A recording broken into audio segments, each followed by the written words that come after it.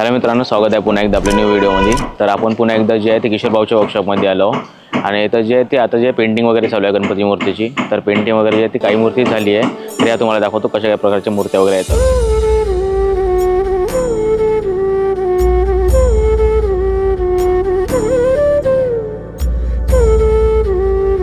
तर काही मूर्तीची जे आहे ते पूर्ण पेंटिंग झाली आहे आणि त्याच्यावर जे पॉलिथिन झाकली आहे आणि आता जे आहे ते किशोर भाऊ सध्या जे पेंटिंग करत आहे मूर्तीला।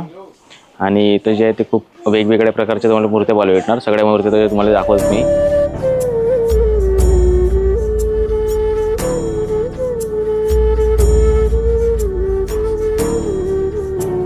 तर या साईडला बघू शकतो, या साईडला जे आहे ते लालबागचा राजा जे आहे दाखवतो साईडला। या साईडला जे बघू शकतो लालबागचा जे राजा आहे त्या तशासारखी जे एक मूर्ती आहे, पण याच्यावरती सध्या जे पॉलिथिन वगैरे झाकून आहे।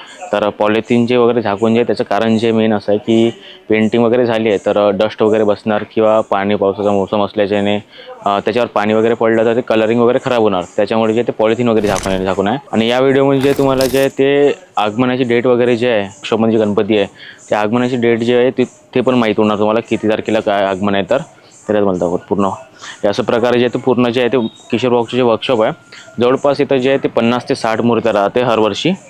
आणि जे आहे ते मोठ्या मोठ्या मंडळाचे राहते, एवढ्या वर्ष म्हणजे नावाजलेल्या मंडळाचे राहते। आणि तुम्हाला जे आहे ते असं म्हणजे एक पण मूर्ती असं नाही पाहायला मिळणार की साशाने बनवली आहे म्हणून। ही सर्व मूर्ती जे आहे ते हँडमेड आहे, जे मूर्तीचा चेहरा असो की त्याचा हात असो मूर्तीचा, ते सर्व काही जे आहे ते हाताने बनवले जाते, नाही की साशाने। तर तुम्हाला जे आहे तर मी पूर्ण मूर्ती दाखवतो, ते तुम्ही एन्जॉय करा।